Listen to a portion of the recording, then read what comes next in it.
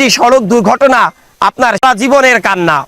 আমি যেখানে দাঁড়িয়ে আছি এটি ঝিনাইদহ কুষ্টিয়া মহাসড়কের অত্যন্ত ব্যস্ততম এলাকা, হান্নান তেলের পাম্পের ঠিক অপোজিট সাইডে।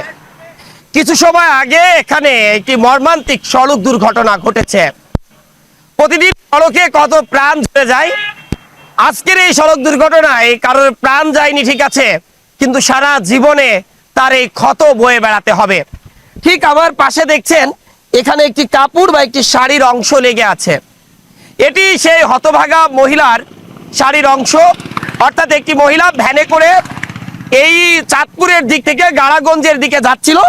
যখন এই আইলেনের কাছে আসে এই ভ্যানটি এত দ্রুত গতিতে যাচ্ছিল যে এই আইলেনে লাগার পর ওই মহিলাটির পা দুই খণ্ড হয়ে গেছে। ওই মহিলাটি চিরজীবনের জন্য পঙ্গুত্ব বরণ করেছে। প্রাথমিক অবস্থায় তার পরিচয় খুব একটা জানা যায়নি, তবে তার বাড়ি হরিণাকুণ্ডু উপজেলার বিন্নি গ্রামে আমরা জেনেছি। এবং এখানে দেখছেন যে এই আইলেন এত দ্রুত কিন্তু একটি ভ্যানে লেগে একটি পা দ্বিখণ্ডিত হয়ে যাওয়ার কথা না। আপনারা কল্পনা করতে পারবেন না তাহলে এই মোটর চালিত পাখি ভ্যানটির গতি কতটা ছিল, যে একেবারে শুধু যে বিচ্ছিন্ন হয়ে গেছে এমন ভাবে যে ওই মহিলাটা ভ্যানের উপরেই ছিল আর তার পাটা কেটে এইখানে পড়েছিল। কিছু সময় আগে শৈলকুপা ফায়ার সার্ভিসের কর্মীরা এসে সেই আহত ব্যক্তিটাকে উদ্ধার করে ঝিনাইদহ সদর হাসপাতালে নিয়ে গেছে। জানি না ওই মহিলার ভাগ্যে কি আছে, তিনি কি জন্য এখানে এসেছিলেন বা কেন এসেছিলেন এই তথ্য আমরা পাইনি। স্থানীয় এক ব্যক্তির আত্মীয় এমনটি শোনা যাচ্ছে ওই মহিলা। তবে এই উৎসুক জনতা ভিড় জমান এবং এই নতুন সড়ক হওয়ার পরই নায়েব আলী জোয়ারদারের তেলের পাম্পের সামনে থেকে শুরু করে প্রায় গাড়াগঞ্জ বাস স্ট্যান্ডের যে মতিয়ার চেয়ারম্যানের সমিল সেই পর্যন্ত জায়গা কিন্তু নতুন রাস্তা হয়েছে, একেবারে ঝকঝকে চকচকে রাস্তা। এখানে যেমন বড় বড় গাড়িগুলো দ্রুত গতিতে চলাচল করে, ঠিক সেভাবে কিন্তু ছোট ছোট এই 3 চাকার যে যানবাহনগুলো রয়েছে, বিশেষ করে ইজি বাইক এবং পাখি ভ্যান বা মোটর চালিত ভ্যান, এগুলোও কিন্তু চলাচল করে।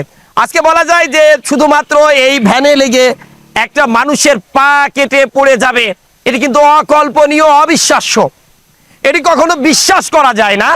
এজন্যই বলছি যে সেই মোটর চালিত ভ্যানের গতি কত ছিল সেটা কিন্তু আসলে অকল্পনীয়। স্থানীয়দের সাথে আমরা কথা বলছিলাম, তারা আমাদেরকে যেটি জানিয়েছিলেন যে ব্যস্ত এই মহাসড়কে ঠিক এই চাঁদপুরের দিক থেকে একটি পাখি ভ্যান খুব দ্রুত ছুটে চলছিল গাড়াগঞ্জের দিকে।